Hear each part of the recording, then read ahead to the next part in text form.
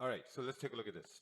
Um, in the analysis I posted, we talked about with volume because we're moving into London Open. With volume for price to go down, we may need to break below these wicks and then move down because we have clean range to the left hand side. Plus we have volume, and you always got to use volume as a weapon. You know, we've talked about this.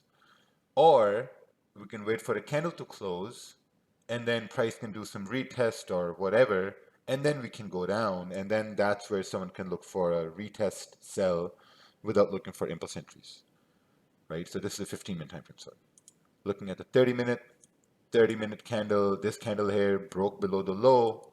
And then, like, once it broke below the low of the previous one, then there's a high probability for price to go down. One thing is going to confuse you if you start to look at the 1 minute and the 5 minute. So if you look at the 1 minute and the 5 minute, that means you haven't gone through the content. In the entire content, I'll never talk about 1 minute and 5 minute. If 1% chance I do talk about it, just I apologize, but generally 15-minute, 30-minute, 1 hour, that's it.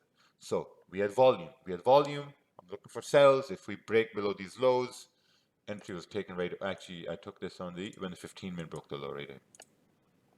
15-minute candle came down. We broke the low of the previous 15-minute candle, and we have volume in the market. So what's the probability that this candle is coming down with volume, breaking below the low, and it goes up, versus what's the probability it's going to go down? So obviously you're going to say, well, yeah, the probability is higher for it to go down. Awesome. Then the question is, okay, where's the stop loss? Because this is like, 20, 25, like, it's a big thing. The stop loss for me was somewhere in this range. Because if we are breaking below this low, then what's the probability price will even come back in the range to retrace? Of course, there's a probability it can come back in the range to retrace. Of course, there's a probability, but it's a low probability. And also then my experience comes into play, and there were other guys also took the same trade. I guess they were thinking the same thing. I don't know, but that was the whole idea. Now, if you were one of those who were waiting for the candle to close, no problem, perfect. We broke below support, even on the 30-minute, we broke down.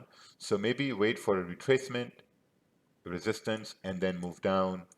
Even like, here you'll be able to catch like a retracement, resistance, and volume can push down. May happen in pre-New York or something, but